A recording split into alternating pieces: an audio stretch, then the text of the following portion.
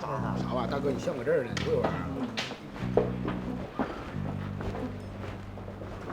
啊？对，可以。别把它吃了。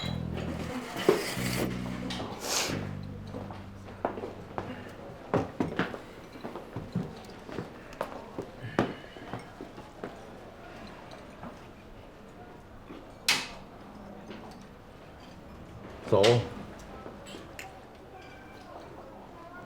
啊，明白了。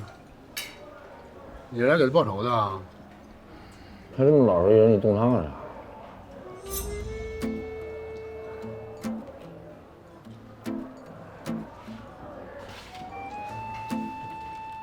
你看你们这几个人的造型，应该也是江湖儿女，对吧？既然是江湖儿女，就应该知道走江湖的规矩，做人留一线，日后好相见。可这哥们儿，非得要把我吃个啥也不剩，剩个土老酱再赢我，这他妈不找茬呢吗？对吧？是不是你？是那个。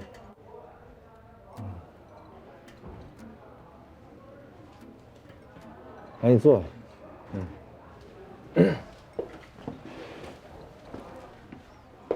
你旗下的臭怪得了谁呀？是不是你打的？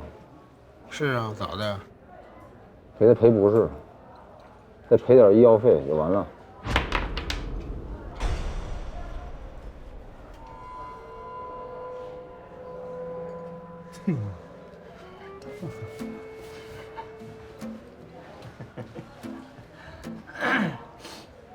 我到现在还没动手打你，不明白咋回事吗？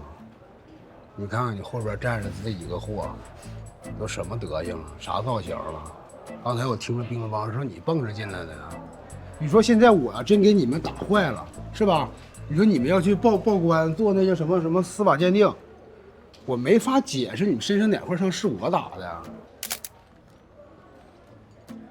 他身上的伤我拍下来了啊，他要是再有伤，那就是你打的了。我操，你挺欠儿啊，哥们儿！不是，我是新买的相机用上了，那啥，我这来一张啊，我留个证据。你一会儿量你签儿啊。你说你们两个，一个破了头，一个跛了脚，这就是天残地缺，是吧？我叫霍东风。是啊。他叫霍东风。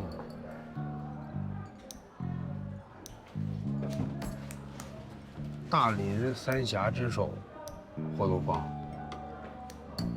不是你不刚出来吗？1个多月。那你确实是个手子，真的。但是今天咱碰着了，你也刚出来没几天，实话实说，我也活不了几天了。看见了吧？我这肠子呢，跟人干仗打折了很多根儿。到了医院，西医说我活不了了。我们家人呢，就给我找了一个江湖郎中接的狗肠子。你说，既然我也活不了几天了，你说我还在乎你是谁吗？你再撩一下。跟你说这话哈，太崩耳了。你长得跟哮天犬似的，你叫唤的真崩耳朵。现在咱们别说那有的没的了啊！你就实话告诉我，你今天来找我干啥来了？干仗是吧？那怎么的？就这几个人啊？我还是等你叫援兵啊？这样我说两句。哦，那个，哎，你要拍他吗？你把那个，你再给来一个，先来一个。留个证据好说，留个证据。你比他更欠儿。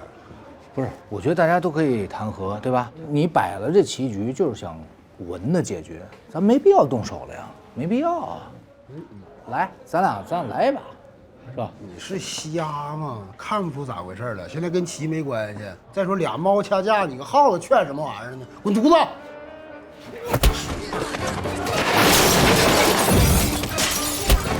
大哥，他来了！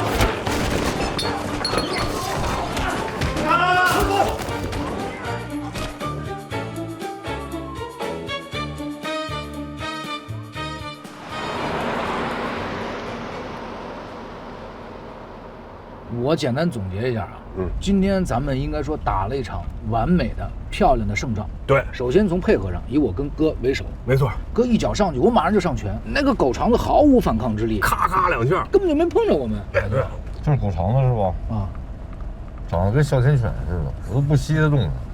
要不是为了你，我转头就走了。我哥都不稀得揍他。你不是为了二胖吗？我二为二胖，是啊，我跟你说，二胖他自己他都能解决这问题。你流血了？哟，去医院吧。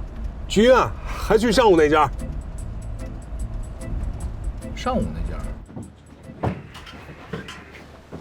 哎呦，浩哥，小霍就来了。嚯，又来视察了。咋都认识啊？我哥以前每周都来一回，他已经是这儿的大客户了。你没听过那个传说吗？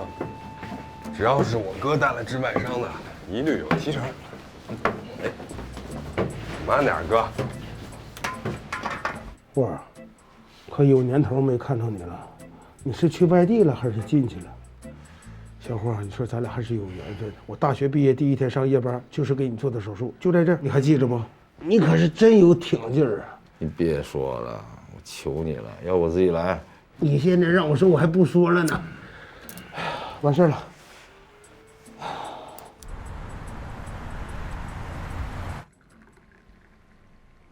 二胖，给你老舅打双呼。别打，我这就回家了。我不愿意看见他，看见他，我还得犯病。爸，你别生气，都怪我没管理好他。哎，这跟你没关系，我都管了他30多年了，也没管好。他从小就是这样，这山望着那山高，干啥都没个长性。那也不像最近这么穷折腾啊，他这是怎么了？谁到了？姥爷，他看到梦梦同学家里都有夏利，他也想有夏利。你说我老舅那么有本事，凭啥没钱呢？你老舅的问题啊，不是没本事，是本事太多。知子莫若父啊！我断定啊，他这辈子也赚不了多少钱。今天我和我老舅1个多小时就赚了100多，要不是有人捣乱，今天起码能赚800。你是越来越像你老舅了。呐，我没表扬你，我是说你不靠谱，越来越像你老舅了。我觉得我老舅挺好。好不好的，以后看吧。其实我老舅就想帮助别人。他还是先帮帮自己吧。走了。哎，老爷，我送你。哎，不用。他要是再这么不靠谱啊，你还是回老爷家吧。老爷照顾不好你，还照顾不坏你，啊，省了你跟着他，学一身毛病。赶紧呼他。爸，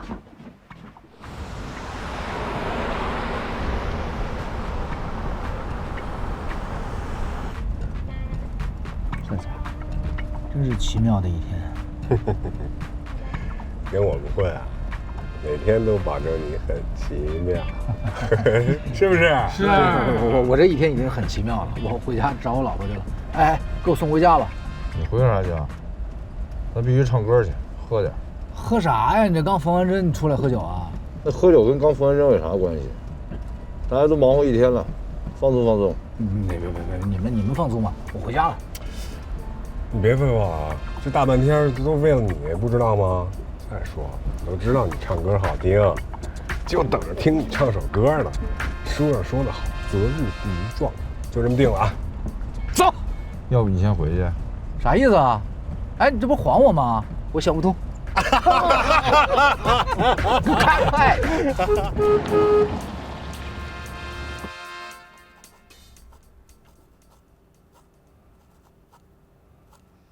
你刚才给没给你老舅打双呼啊？没有。你给他打一个。让他回来吧。用不用吓唬吓唬老舅？你就给他留言，说很晚了，该回家了。好。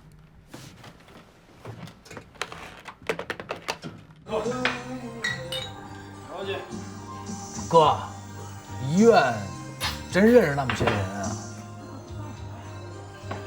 我怎么说也是大客户啊。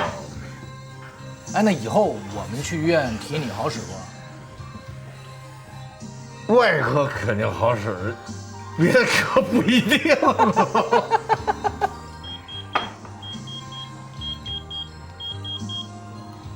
我媳妇儿叫我回去了，哥，我真得走了。不该，你不该跳来，跳进陷阱都回头的那个戏呀，你不该明知邪路不悔改。二胖和老舅，谢谢你啊，这么多年照顾二胖，现在看我了。不该，妈不该，你不该听凭命运的安排，不觉得后悔啊！你不该偏偏跑到绝路上来，就不该呀，是不该，最不该，我害怕你承认爱，我唱完我就跟你们走。你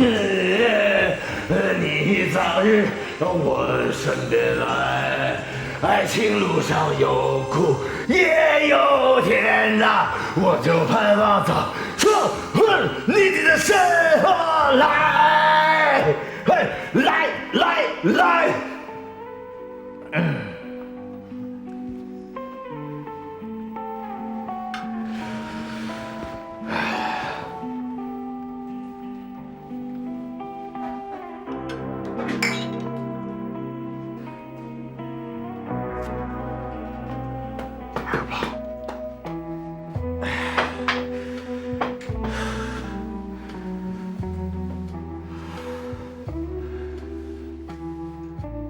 我干的，我认。小胡，虽然是老熟人了，你那出跟谁俩呢？啊？你这跟谁俩呢？啊？还有一个，那么多人都你一人干的，谁信？他们都没动手，谁信？你信真没动手。赶紧的，回所里。还有你们，来，快点，走，赶走，快点，拿衣服，快走。动作都快点。不是我呀，别磨叽，快点。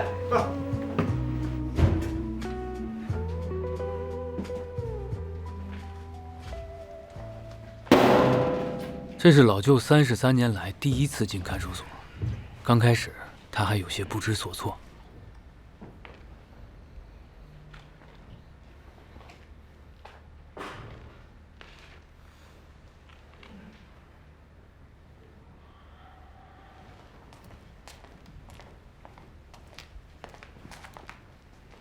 蹲下。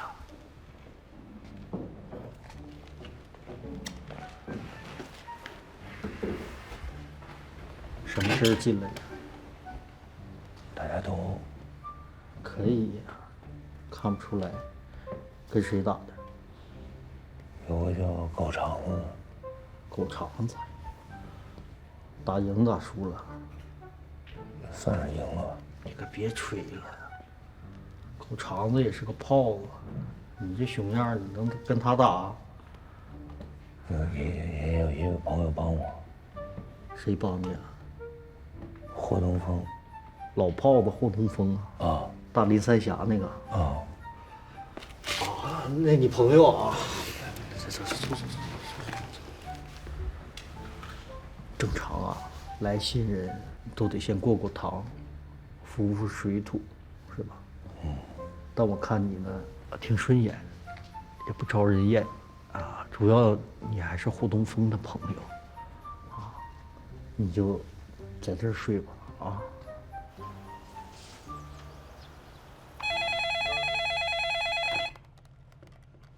你好，我们是团结路派出所的，跟你了解下情况。你说。崔国明是你们厂的职工吗？对啊，技术部的。平时在厂里有没有什么前科劣迹呀？哎呦，那可太多了，我跟你说。哎，现在正停职反省呢。那你说说。比如说呢，哎，经常迟到早退，消极怠工，哎，动辄擅自离岗。还有，上个月刚被我们通报批评。还有没有别的事儿？哎呦，有，那他那个破事儿可太多了。比如说，办公室弄得乱七八糟，贴的全是衣着暴露的女的。这些在外边不算前科劣迹，他还有没有什么聚众斗殴、偷摸拐骗什么的犯罪行为？哦，那倒没有。不过哎，他也没那个胆儿。行了，大概我们了解了。哎，别，谢谢。别，您先别挂，您跟我说一下他到底犯了什么事儿啊？这些钱先欠着吧。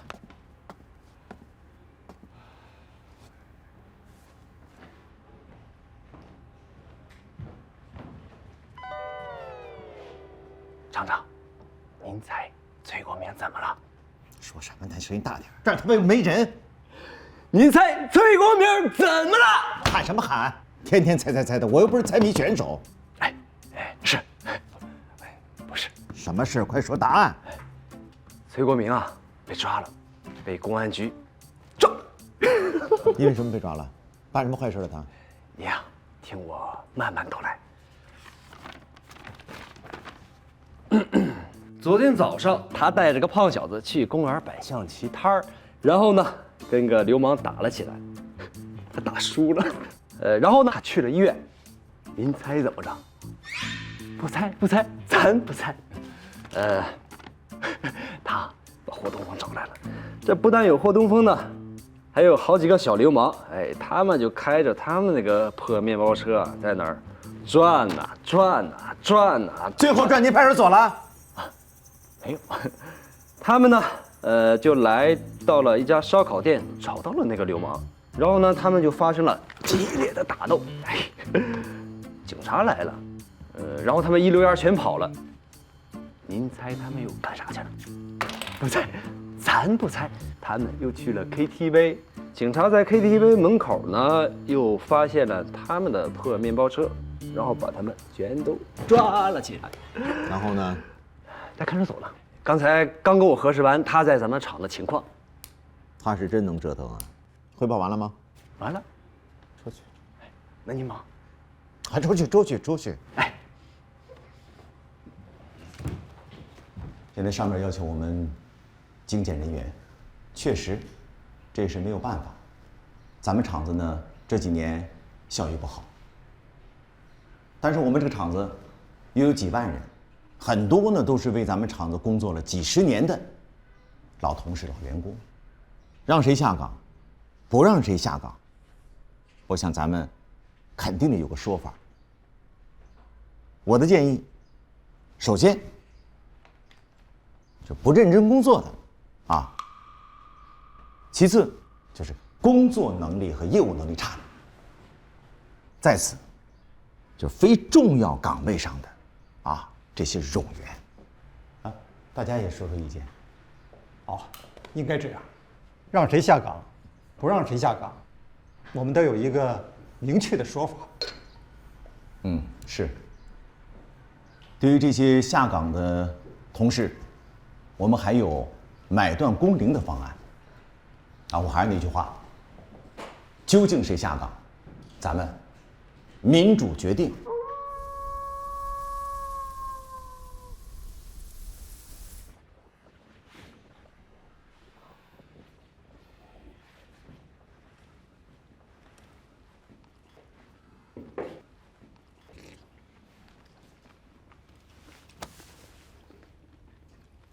瞅什么？你他妈抢我馒头，你还有理啊？干嘛喊？哎，单位！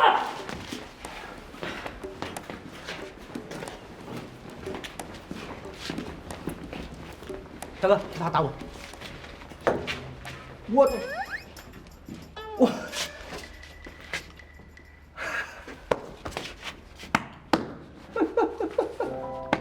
谁都敢打呀！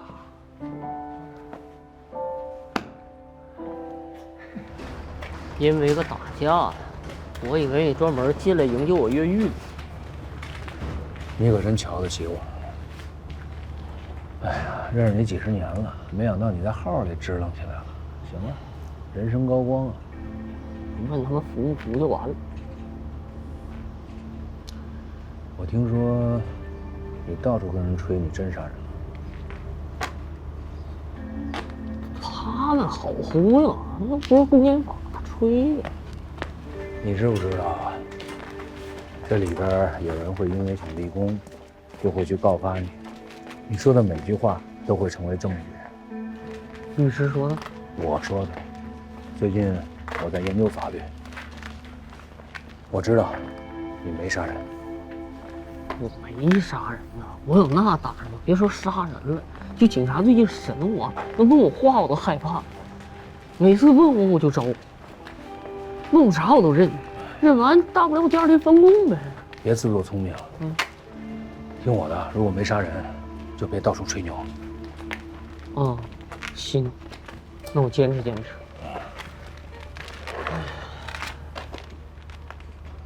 哎，我爹跟我闺女在外边咋样？你说以后这俩人咋整？你放心，有我呢，我会照顾好他们。前段时间啊，我给你找了个律师，不太靠谱。接下来，我会给你找个靠谱的律师。哪儿找去？到时候你就知道了。崔广明，哎，喊到，到，出来。是。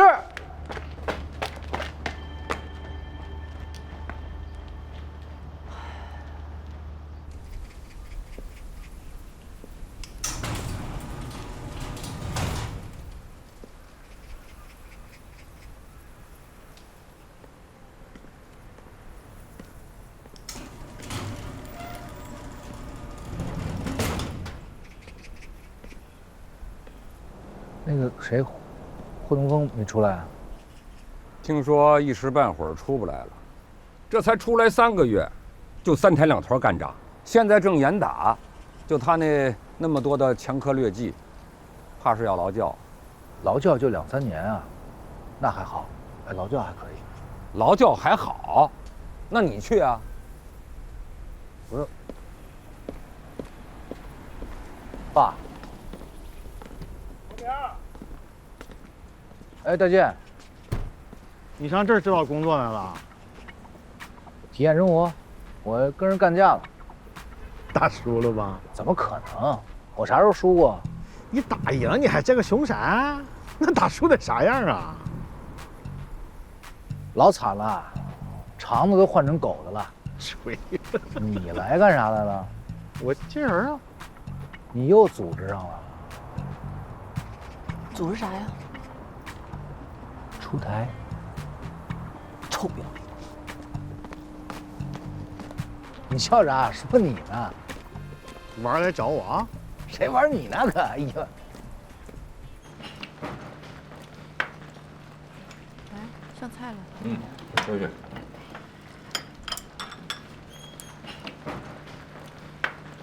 你慢点吃，20多小时能饿成这样呢？我在里边吃的好呢，那警察都认识我，电视上见过我。他们吃啥我吃啥，最差给我酒喝了。那爸，你打算啥时候回厂里上班啊？他不是给我停职了吗？厂长给我穿小鞋，我先等着吧。厂长咋就跟你穿小鞋了？啊？我觉得厂长对你够仁慈了。我要是厂长，早把你开除了。也不至于开除吧？怎么不至于啊？你现在是不是想等着厂里请你回去上班？那不然呢？然后就胡混。你都30多岁的人了，都混进看守所了。那霍东风是什么人呢？你怎么可以跟他混在一起啊？爸，这人真不坏。那政府不能随便冤枉好人吧？他到劳改多少次了？他在里边的时间比在外边还长，你就跟他混吧你。不混了，不混了，以后躲得远点。我在里边的这20个小时，已经把我的未来给规划好了。你说说。我想考律师。你考律师？哎，你学过1天的法律吗？我学过2天，在霍东风家学的刑法。瞧你挑的这地儿，瞧你找的这老师。哎呦，就是因为我懂法，所以这次进去呢，我才非常快的就出来了。我跟他们掰扯法律，人一看我懂，哎呦，我行，那就出去吧。你放出来是这个原因啊？那我真是误会了吧？我以为是咱交2000块钱罚款才把他放出来的。那要这么个情况，咱把钱要回来吧。你都普摸法的，还为什么要交钱呢？是不是？不行，我得去把钱要回来。你干嘛啊？怎么还上劲儿了呢？你就不懂法？你这2000块钱是必须得交的。那我在里边再跟人聊聊法，我就放出来的会比较顺畅。我是这意思。要钱呢你还？我也好好想了一下，我现在在我的这个职业里边啊，已经进入瓶颈了，我没有办法再上升了，所以索性我换一个职业。哎，爸，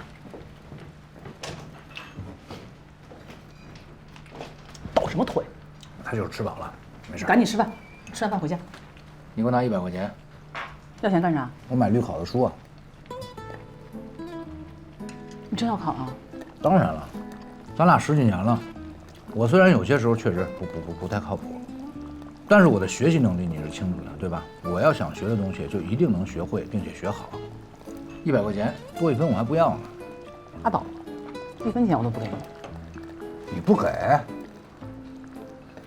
那我就要求你了。求啊！很贵。哎，给，多少钱？100，你装什么葫芦？大雷在里边啊，挺好的。您放心，没人打他，都挺好的。再一个呢，咱们要相信法律的公正，这真凶啊，早晚得被找着。还有一个，我现在也在学法律，到时候我可以为大雷亲自辩护，您就放心吧。没事没事，说啊。我不是给了你1000多块钱吗？怎么还吃了这么清汤寡水啊？哎呀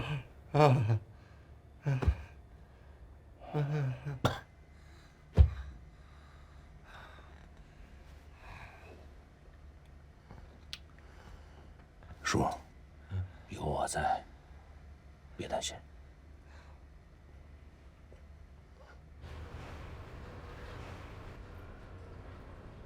小雪，不着急，慢点吃。以后想吃了、饿了就来这儿，啊，想点什么点什么。你爸肯定不是杀人犯，他一定会放过你。丽丽，慢点吃，慢点吃，孩子，我帮你结账，慢慢吃。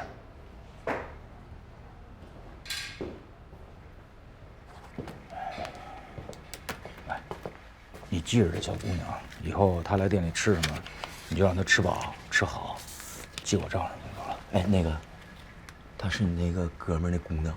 对，就是你又送腰子又送韭菜的那个。哎呀，这怎么样？现在的？如你所说，又进去了。可惜了，那个啥广告啥的我没看着采访。这回啊，是涉嫌杀人，不会那么快判，也不会那么快出来。吃完腰子杀的人呢？第2天，跟我那腰子没关系吗？很难说，啊，这玩意儿它得消化消化，是吧？差不多就上劲儿了。你这跟我那……哎，咱俩不扯了。但你放心，他绝对不白吃你腰子，他言出必行。这就别打广告了。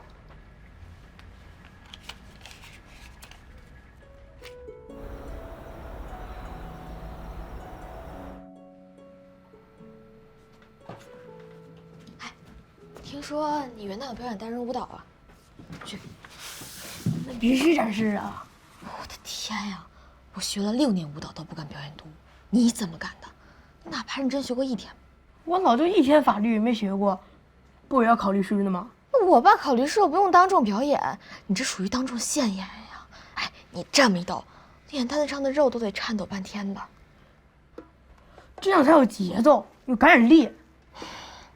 算我求求你了，你能不能别跳了？我们班好多同学都知道你是我表哥了，你要是真跳了，你让我咋活？你会给我尊严的活。那要不然你先跳一个给我看看。我还没学呢。那你跳什么跳啊？你要相信我的潜力，真逼急了，我什么都做出来。就算把你逼死了，你能把这道数学题做出来吗？我支持你，二胖。血压逐之低，低下欲沾泥。一朝红日起，依旧与天齐。现在的困境，不代表是永远的困境。别忘了，你很小的时候就拿过爬行总冠军。加油！都不要再说话了啊！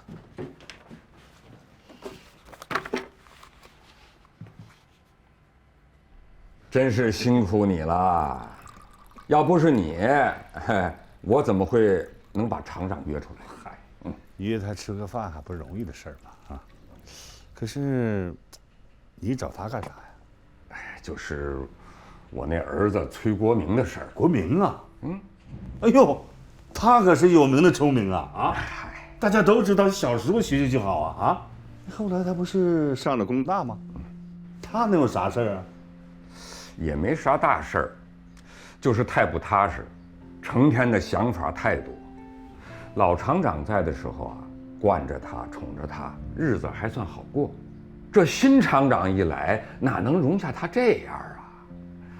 现在已经停职反省了。哦，不过我批评他了，以后他会好好上班。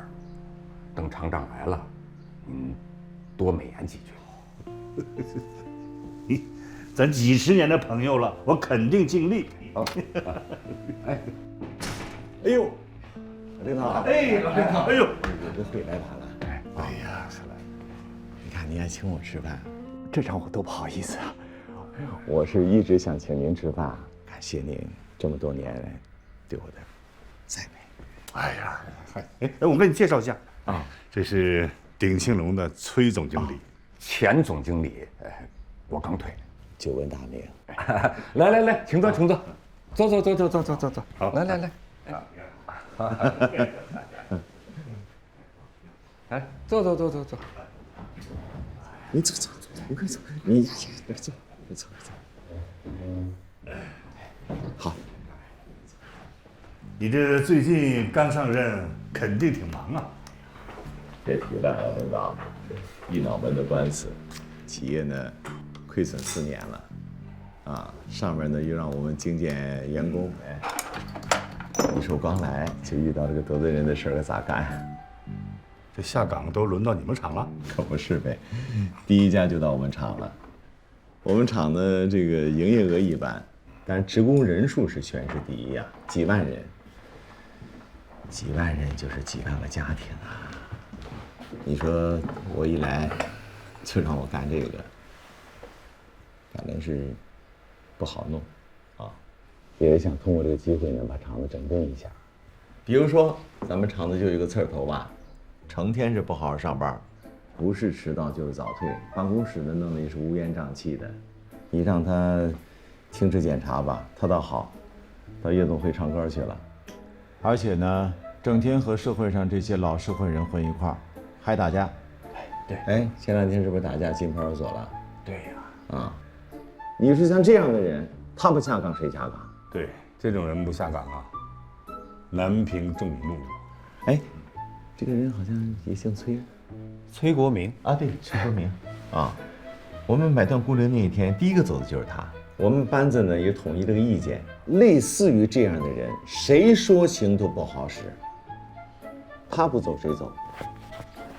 哎，赶紧起热菜。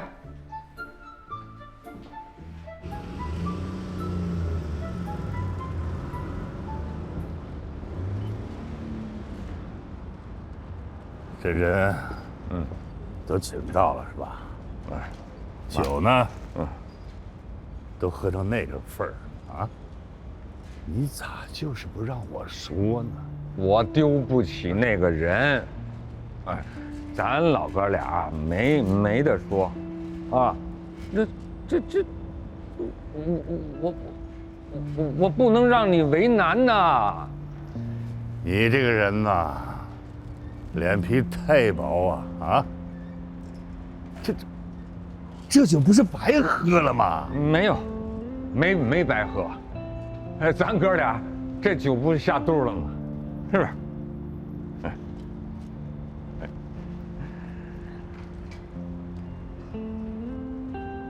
哎，慢着点啊。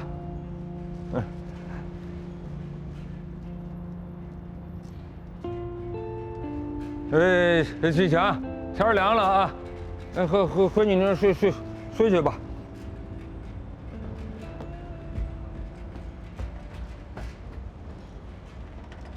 这次啊，正好赶上严打，加上他又是名人，不抓他抓谁？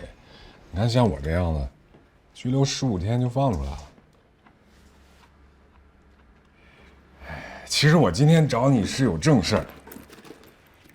霍哥跟我说了，说要把这钱给你，养二胖需要钱，拿着拿着。二胖啊，我们养得起，不用这钱。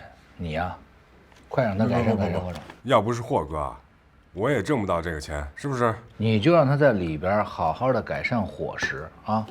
你先拿回，真的。其实我们挣的钱也不少，他在里边。我挣的这个钱啊，也是他的。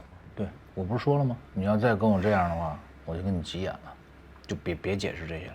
行，那我就先收着。哎，你什么时候回去上班啊？不想上班了。为啥？那么好的工作。我有更大的事业。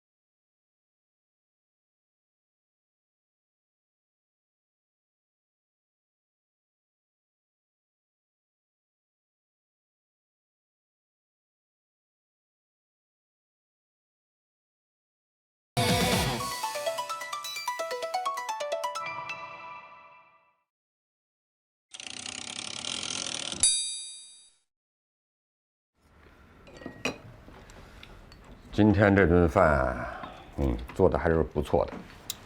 其实啊，你认真学是吧？在鼎庆楼当个大厨还是有可能的。你有这天赋。我咋又当大厨了？我这不是要考律师了吗，爸？那不是还没考下来呢吗？我没考下来，但我考得非常好，堪称完美，无懈可击。哎，你干嘛？从小到大，你可以说我不靠谱，但考试这件事儿啊，那谁敢说我不行啊？那倒是。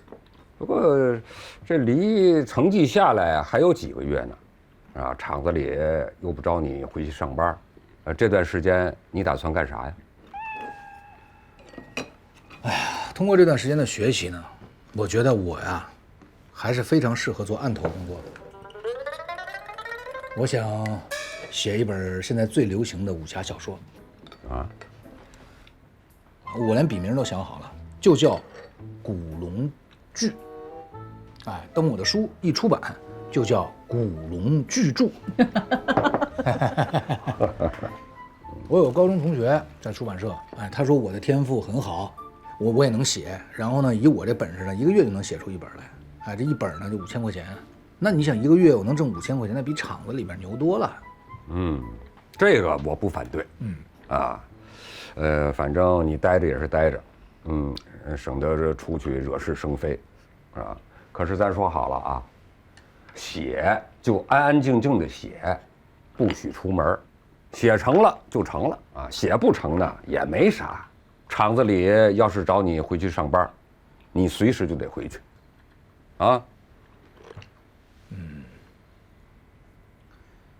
是这样吧，我可以简单的给大家普及一下这个武侠小说的来源。50年代的澳门呐，他们组织了一场拳师比武大赛。哎呦，那场比赛简直就没法看了，抡的全都是王八拳，一点技术含量都没有，无招无式。但就这次比赛，有一个大公报的记者来灵感了，他叫梁羽生，就写了一本小说，叫《龙虎斗精华》，一下火了。这个梁羽生还有个哥们儿叫查良镛，查良镛一看梁羽生火了，那他不干了，他也要火，他就写了一个《书剑恩仇录》。最后呢，把这个查良镛最后的一个镛字拆开，变成了自己的笔名，他就叫金庸。哎，那这跟你要当作家有啥关系啊？我就说，就是他没有这场比武比赛，他也就不会有这灵感。我不进这个看守所里呢，我也不会有这个灵感。我这个小说厉害，我这个小说比他们那个更庞大，我这都出国了。大反派是东瀛人，他叫苟长子，姓苟的苟，黑白无常的常，儿子的子，无恶不作，十恶不赦，那就是个大坏蛋。行了行了，你爱写就写吧，不许出家门啊！你看像我这种，我是就是因为出去跟苟长子干架，我才有这个灵感的嘛。我要不干仗，那也没有这灵感啊。不是，那你得出去干多少仗才能写完这本书啊？你干脆啊去劳改队写，那儿的素材更丰富。哎爸，我行了，你吃饭吧。赶紧吃饭。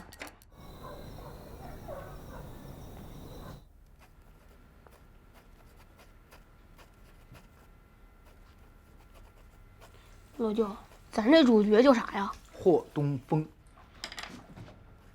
太好了，用的是我爸的名字。你爸本来就是大林三峡之首侠，所以霍东风这个名字很合适。那反派呢？我不是跟你说过吗？苟长子，东瀛人。哎，老舅，那你现在写到哪儿了？苟长子被霍东风打得鼻青脸肿，口吐白沫。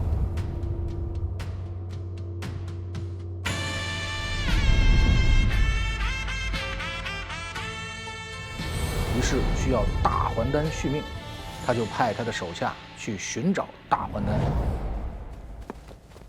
由于他手下过于聪明，把一坨干狗粑粑当成了大还丹，给他带了回来。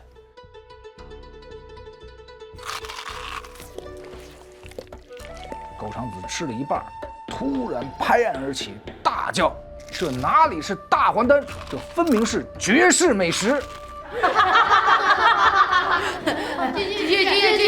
什么事儿啊？笑这么开心？霍小杨在讲他老舅写的新小说。哎呀，是吗？什么内容啊？你们笑这么开心？讲到大反派把臭狗屎当成大还丹吃了下去。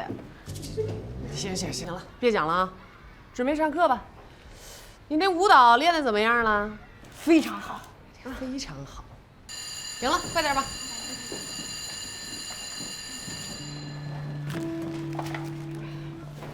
这都多久了，为啥还不放人呢？我就一小刑警，我哪来的权利放人？来，你听着，《中华人民共和国刑事诉讼法》第156条规定，犯罪嫌疑人被抓捕后，侦查和羁押的时间不得超过2个月，情节严重的，经检察院批准，可以延长1个月。我说的没错吧？那这都多久了？哎，你说的没错。那难道是我们非法羁押他吗？哎。刑法158条，你知道吗？159条你知道是什么吗？知道，都知道。刑法158条，对，理论上你们可以再继续羁押他1个月，159条，在这个基础上，你们还可以再继续羁押1个月。问题是你们现在没有关键的人证和物证，因为他没有杀人，那你们怎么给他定罪呢？那就是因为没有办法定罪，所以我们还在羁押他呀。就是因为证据不足，所以检察院才会一遍又一遍的退检。还有，你大学那会儿不是学的什么宇宙飞船的吗？怎么对这法律条文还这么……我刚考完法律。什么？你考律师？对的，你给我介绍律师不靠谱，严重不靠谱。我真的很懊恼，我很愧疚。如果当时不是因为我嘴欠，他就不会去算命，不算命就没有这个破事儿了。是你这人吧，说不靠谱还真不靠谱，但靠谱起来……哎，你别说这有的没的，你有没有什么办法？咱们得想办法了呀。有一个办法，你回去学刑侦去，啊，你把真凶抓出来，那他不就无罪了吗？你玩我？我不是玩你，我觉得你真的可以学会的。刑侦是你们的事儿，是我们的事儿啊！我们都觉得郭大炮他就是真凶，你还有没有事儿？行，我就走了。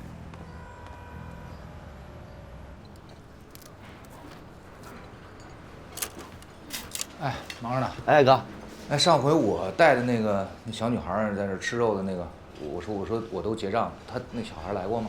来2回了，就搁门口转悠，不敢进来。我出去喊他，撒丫子就跑了。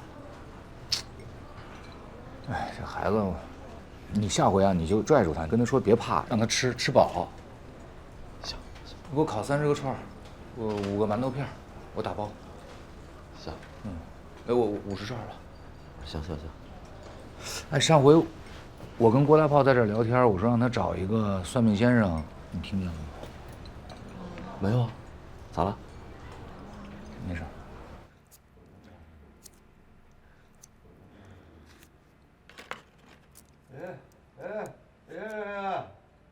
爷爷说啥呢？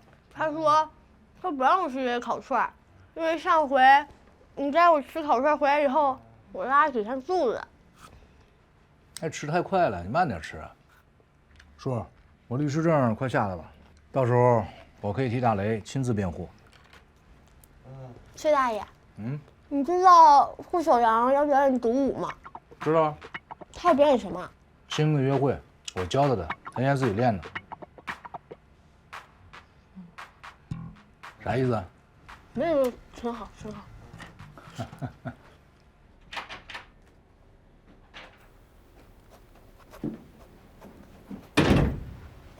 爸，你自己倒水啊，我正赶稿子呢，同学催呢。写多少了？10万字，还差2、3万。那书名叫啥呀？《沧海洗剑录》。哦，这名字不错。厂里最近联系你了吗？没联系我干啥？我律师证可下来了，他说我当律师，谁跟他们鼓的那个古董机器？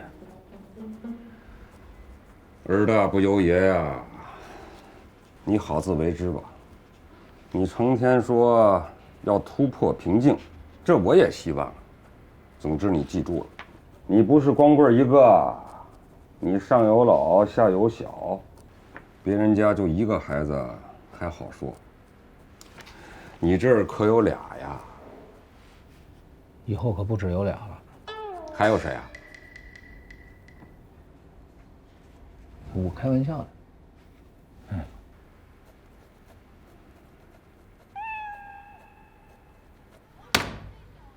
书接上回，这天，霍东风走过了一个小树林，他发现一个女侠倒在了小树林里。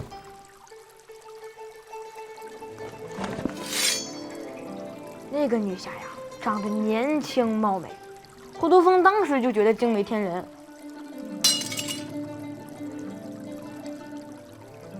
于是，霍东风掏出了自己的独门解药，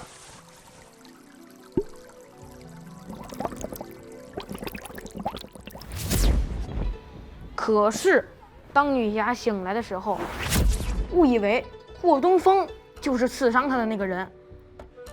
于是，女侠直接拔出宝剑，刺向了霍东风。恩将仇报呀，太可惜了。那接下来呢？霍东风被女侠刺得奄奄一息，这时啊，女侠才反应过来，是自己错怪了霍东风。于是，女侠找来了一匹快马，两个人就这样骑着快马赶往了女侠的家。然后几个月的时间，在女侠的呵护下，霍东风的伤终于好转了，功力也恢复了90%。这太惨了。那这个女侠和霍东风结婚了吗？这个得明天再讲，咱们明天再讲这个故事，好不好？哎呀，行，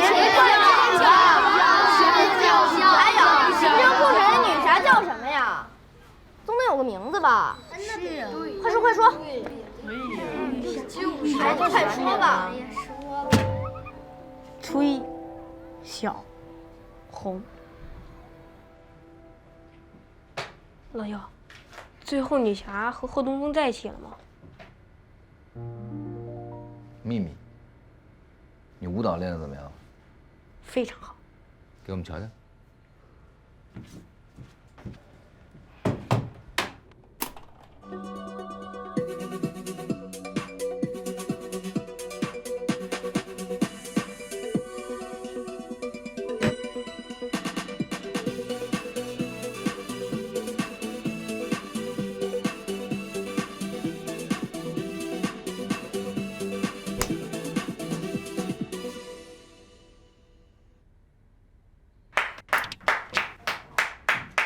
非常好，我这个水平是指不出你是有什么问题了。梦梦老师，您觉得呢？我是学民舞的，不懂这些，不过看起来还不错。哎呦，我替二胖谢谢您。哎，梦梦，我要是能成为著名作家的话，你觉得我这根钢笔能卖多少钱？1块。我买的时候还8块多呢。但是你想想，你要是想成为著名作家，到时候你这支笔得破成啥样了？钢笔尖估计都得磨没了，现在已经够破。那有些东西就是越破越旧越好啊，比如说古董。那是因为人家那些都是古董，起码几百上千年了。哎，你这支笔刚用多久啊？况且我们班好多同学笔都跟你那一样。那我这支笔贵，不能是因为这是我用过的笔吗？你用过的笔凭啥就值钱？再说谁能证明你这支笔是你用过的呀？要不然你今天也用我的笔，让我的笔也值钱。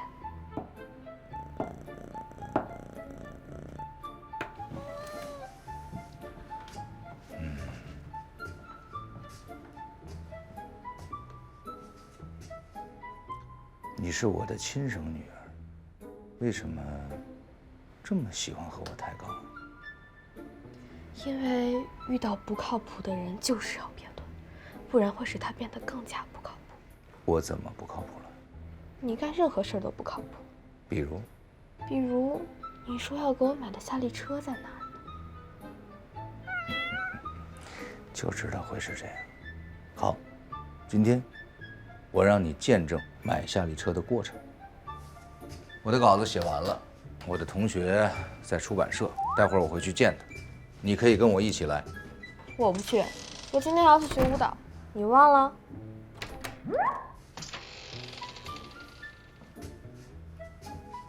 那你就少了一次见证历史的机会。可以去吗？哎，老舅，等我换好衣服。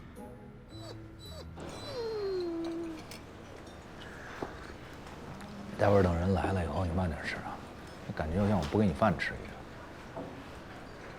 那我能再要50串肉串吗？我看你都没吃。行啊，等你长大了，我把这个串店给你盘下来，让你当老板，想吃啥吃啥，好不好？那可太好了，这是我的梦想。这边。哎呀，来的稍微有点晚了。来，坐。哎呀，这你家公子啊？我姐的孩子。你姐长得就好看，你这外甥长得，你觉得跟我是不是有点像？眉宇之间那个轮廓上看聊稿子。聊稿，看了，太有才了，行文非常的流畅，情节非常的曲折，但我确实是没跟我们社长说呢，因为啥呢？有几个问题我想跟咱们再探讨一下，然后我稍微改吧，我再给社长发过去。明白这个书的主角叫霍东风是吧？咱本地那个流氓头子是也叫咋了呗？好，你先听人把话说完。咱上高中前不是有什么大林三峡，我总能听到这名所以我觉得这个名吧，这名就别动了，因为这个重名的多了。再一个就是这个咱这是全国发行的，对吧？其实无所谓，而且霍东风本身这名字就挺像大侠的名字，对吧？哎，行，这名都小事儿，咱不改。咱聊内容啊。内容方面吧，我觉得，你能不能让你外甥就出去玩个游戏机啥，玩半2小时再回来？为啥呀？有点少儿不宜。你这样他也能听见啊。你把串拿出去再热热。快，多吃点啊！哎呀，胖孩儿。咱开始聊啊。好。咱这个书所有的内容啊，这个人物啊、门派呀、侠义精神呐，这些全都没有问题。问题就出现在这个主角太正经了。你现代的读者都愿意看点带色儿的，你明白吗？你这书里一个光腚的女的都没有，一点那种情节都没有。你说这书谁能愿意看？那你是想让我写黄色小说？不是那个意思我的意思是你每隔10几页，你来上那么一段，我相信以你的文笔，这种情节你肯定能描写的生动刺激。我告诉你，就照我这么写，这书至少卖2万本，但要照你现在写法，100本都卖不上。我明白理解，我可以写，但是那你觉得我在哪儿写比较合适呢？加进去很好整。这个主角这个霍东风，跟女侠崔小红是不是得有段床戏，对吧？然后那个反派的大女魔头，他俩再来一段，那多刺激！你要是说能把追捕他的女神谱，他俩再写那么一段，那这书太刺激，全带色儿，太愿意看了。你觉得让霍东风跟他的兄弟们来点床戏怎么样？妈，那太好了！这书能卖1200万本。我跟你交流艺术，真的文学创作，我后悔这么多年。这个事真太要精神。你帮我把这条给老板。那行，我先去尿泡尿。那你要你来吧。今天跟你聊完之后，真太好了，激情范儿。那个，老板，来，条给你，大作家的纸条，收好，以后成名的时候你就。太好了，这。62，啥玩意儿？62，穿62。这串儿我一串没吃，跟我有啥关系？不是，这不是你吗？这个。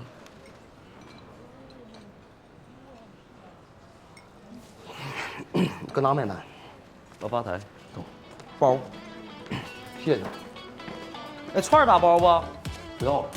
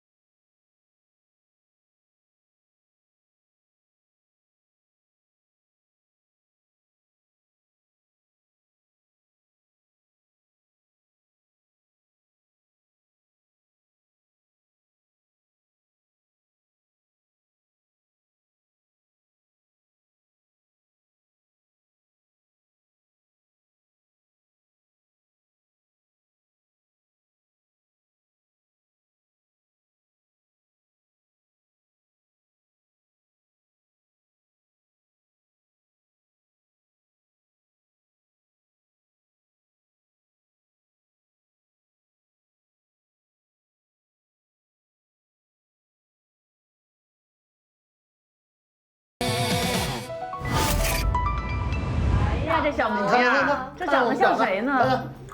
海龙，白小妈妈。高兴啊，高兴！那个我提一杯啊，哥，感谢大家参加我儿子的满月酒，我那个干了，大家随意。以茶代酒啊啊！谢谢。感谢。小孩真好玩，长得呀。来，叫人干爹来。人家才满月，哪吒呀，他叫出来，你敢答应吗？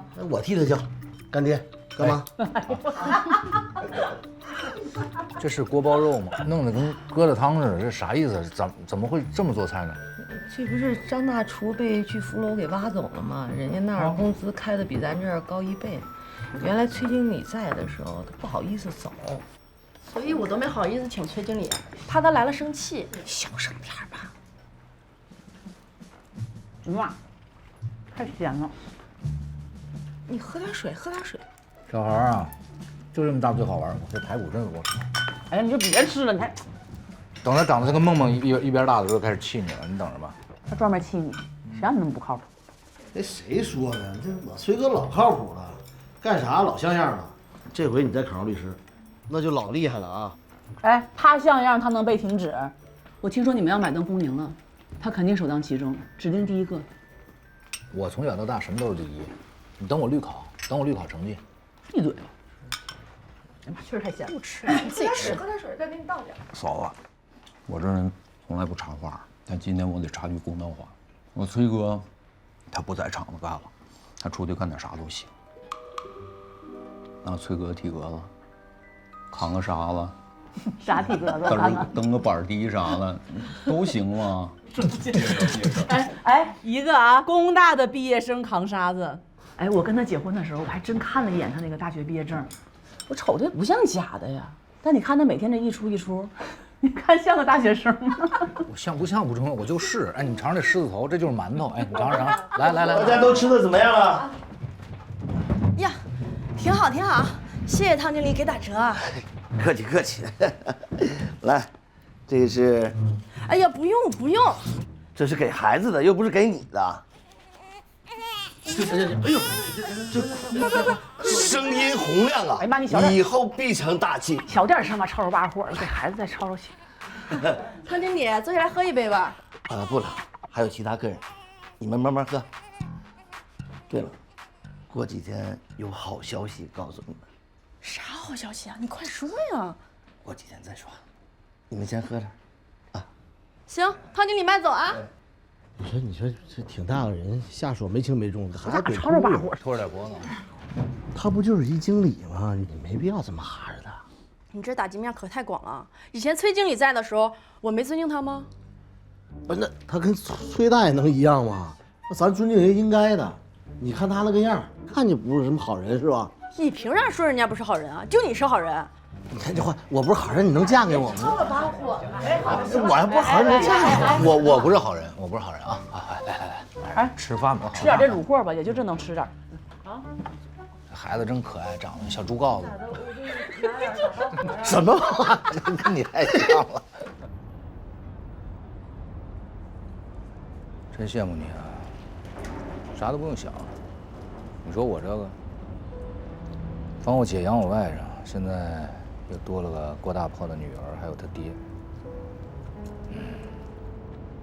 我也想像你一样，每天做做数学题，无忧无虑，最快乐。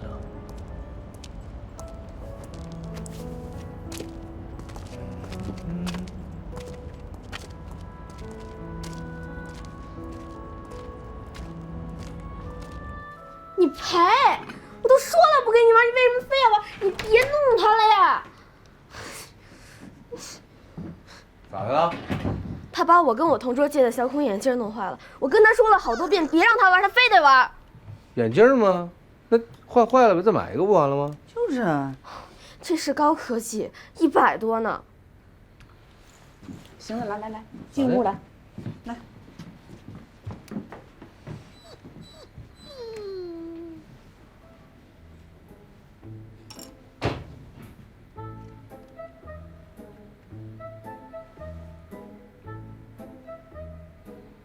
这啥高科技啊？这100多，为啥呀？说是高科技，能治疗近视，我真不是故意的。哎，行，别哭，再买一个。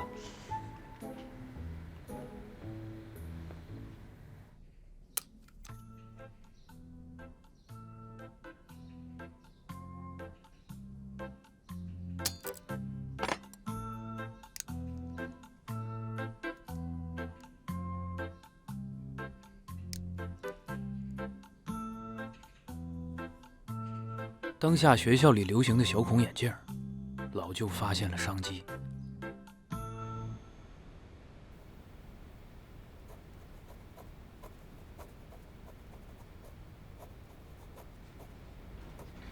老舅和我舅妈去我姥爷家了，你猜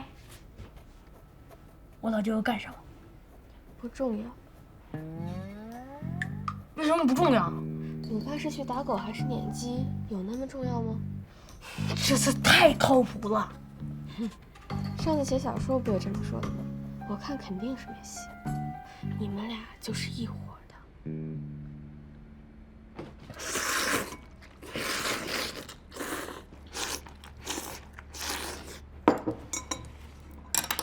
二爸做的好吃，但鼎庆楼的菜没法吃。你这半宿半夜的跑我这儿来，就是要投诉鼎庆楼的饭菜不好吃，我也管不着了。不是，这不是正事。爸，您看这个，这不是二胖整换的眼镜吗？啊，这怎么又弄成这样了？你们爷俩真是一个比一个能作。我让爸看的。啥呀？怎么连镜片呢？那个让二胖给弄碎了。您就看那边那个，您戴上试试。就有一种管中窥豹的感觉，是吧？但这个呢，哎，它就是现在号称高科技小孔眼镜，外边卖100多。这有什么科技含量啊？您说的太对了，我也研究了一天，这什么高科技呀？这伪的呀！它得有什么技术含量呢？镜框就是普通镜框，这材质的眼镜片更是到处都有。所以呢，我有一个大胆的想法。你又有了？你才停止多长时间？你卖过唱，摆过棋摊，写过书，咋的？卖眼镜啊要？是这样啊，这东西的成本也就5块钱，可是他们在市面上卖100多，这是何等的暴利！这不是奸商吗？这不是欺负人吗？100多块钱对于普通的家庭来说，那不是谁都能承受的。我要做的事儿就是把它的价格降下来，让每一个近视的小朋友都能够戴上便宜的小孔眼镜。啊，你拯救了全市的小朋友。我要拯救全国的小朋友，我就定价在19块9，20块钱都不到，这普通家庭绝对能承担得起，成本也就是13、14块钱，我赚个毛6块钱，没什么大问题吧？您像霍东风在于市里边靠这个商品流通环节加价，他是挣着钱了，但是他不创造价值。我要做的事情不一样，我既为社会创造了价值，也为社会做了贡献，同时我还赚着了钱，这可不是2全其美，3全其美。需要多少钱啊？启动资金10万。你们有多少钱啊？要5万。行，剩下的我出。爸敞亮。好好干，要干就干利国利民的事。必须的。明天你们谁跟我到银行取钱啊？我。我觉得我这次能赚一大笔。你天生就不是做生意的料。我现在就关心你的律师证啥时候能下来。你虽然做生意不行，但你这嘴儿好使。等我拿律师证，我就给郭大炮打官司。他这官司不好打，我一战成名，以后好多人会来找我。这事儿我已经跟郭大炮他爸还有他姑娘都说了。你已经说了？你律师证还没考下来就说了？你能不能别总干这种屎还没拉下来就先把狗喊来的事儿？这比喻吧，倒是比较准确，但是太粗俗了。这算粗俗吗？你知道我每天下班前，我得花多长时间给自己做多少心理建设，我回家看到你，我才能不骂你吗？等着吧，你会为我骄傲的。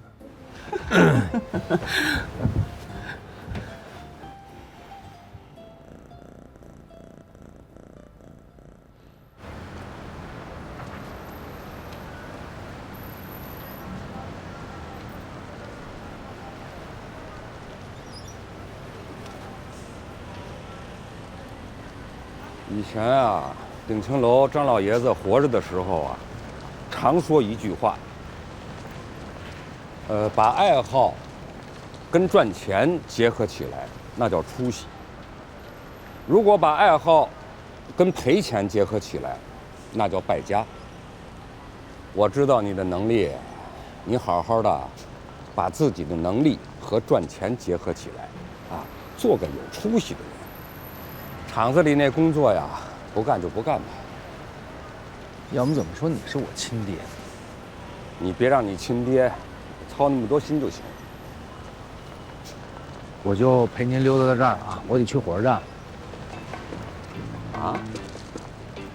我已经订好了，去温州进货。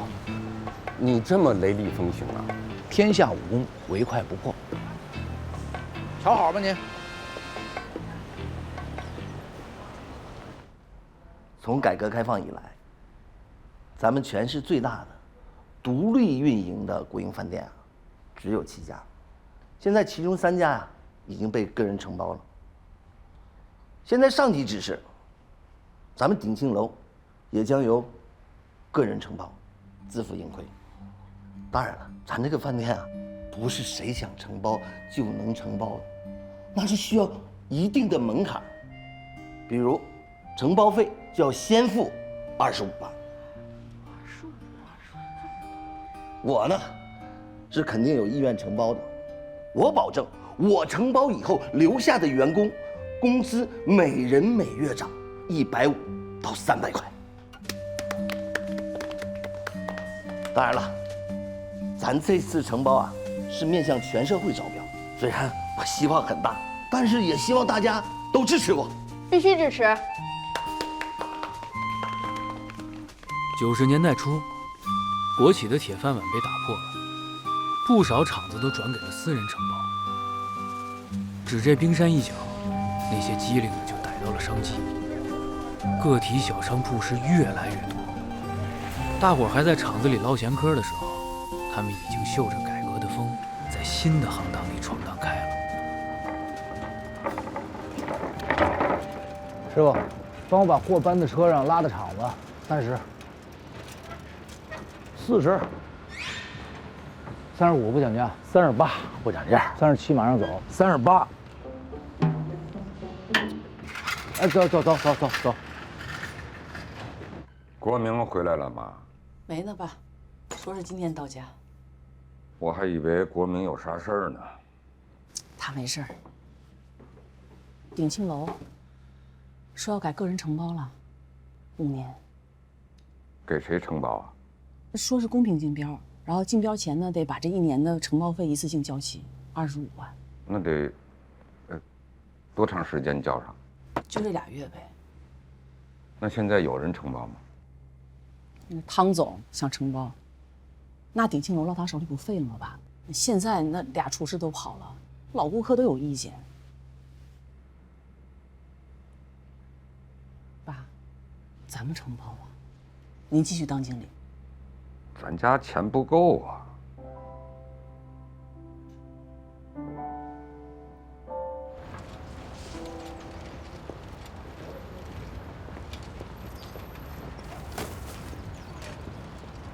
哎，谢谢。你姓崔吧？啊，你是？你不认识我，但是我认识你。 那你是谁呀？我认识你姐夫，霍东风。头一日子呀，刚出来，我们还没等见着面呢，明儿又进来了。他这人啊，就这性格，仗义，从来没有因为自己犯过事儿，全是为朋友。他今年47岁，虽然少管，这24年，外边23年。 你是他哥们儿吗？你知道不知道？70年代后80年代初那阵儿，咱们大林区三峡呀，你都认识？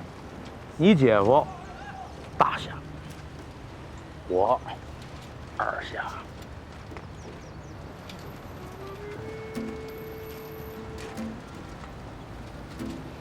哎，下边坐着。 挡上我视线的，哎，马上。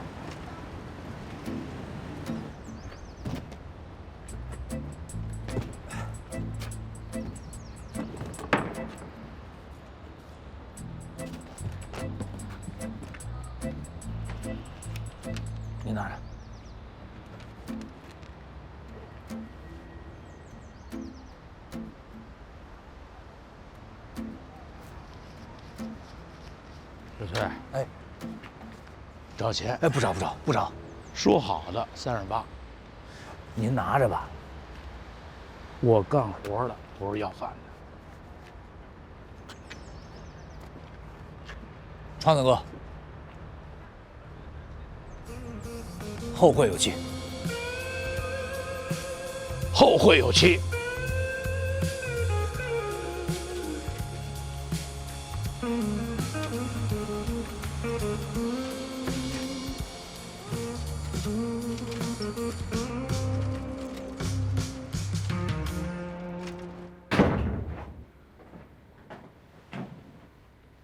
爸，你是去建筑队上班了吗？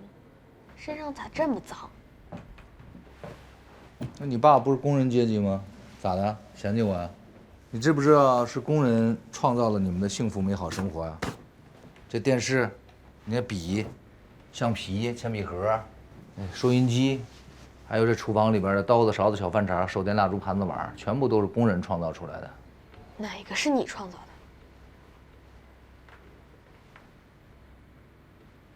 很好。那我要告诉你，我很快就可以创造。好，呵呵。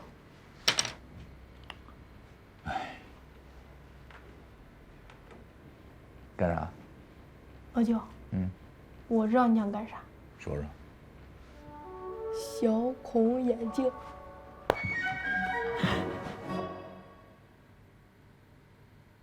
我倒不是对汤经理有意见，我就觉得肯定经营不好鼎庆楼。那鼎庆楼是爸的心血，也是我工作10几年的地方。不是想当老板，就是不想看几10年的招牌被人给糟蹋。咱们真的能竞标？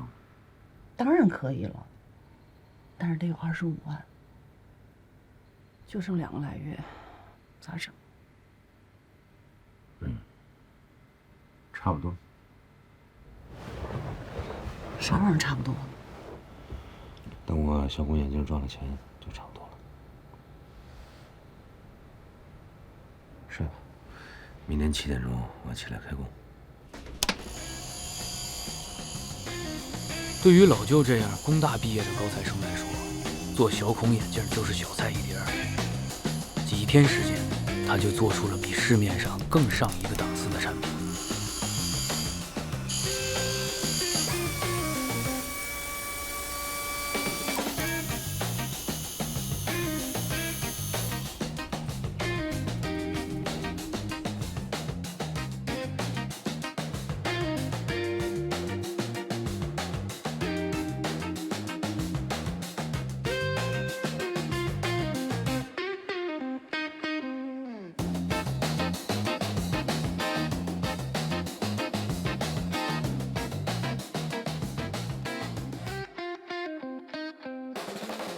19块9，小孔眼镜，19块9，小孔眼镜，19块9，小孔眼镜，19块9，小孔眼镜，19块9，小孔眼镜，19块9，小孔眼镜，19块9，小孔眼镜，19块9，小孔眼镜，19块9，小孔眼镜，19块9，小孔眼镜，19块9，小孔眼镜，19块9，小孔眼镜。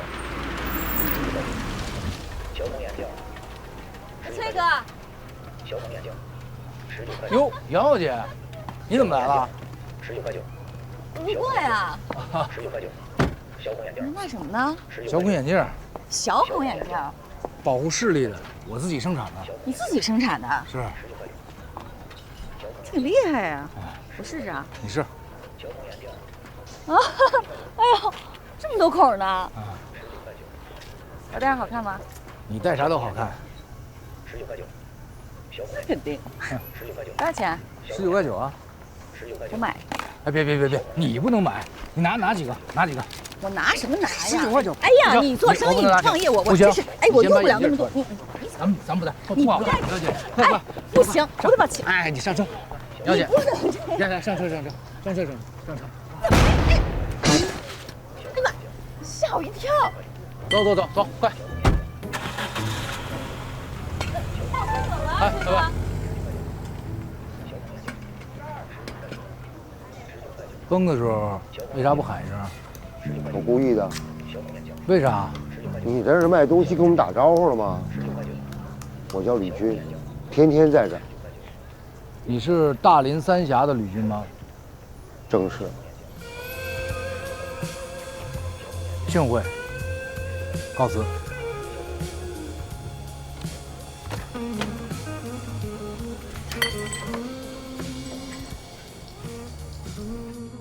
这眼镜在外边卖100，我12块钱给你，你可以卖19.9块，每一个净赚8块。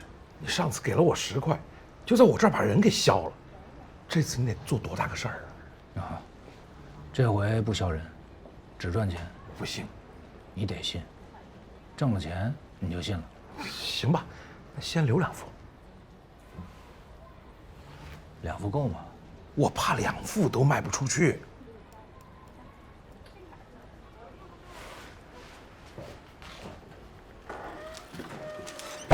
不是，你关门干啥？啊，我冷。你把门打开，我留10副。行。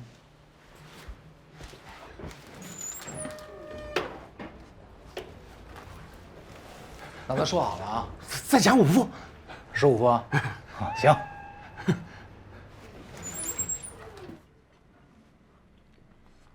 爸，你今天又为咱家美好生活创造了多少？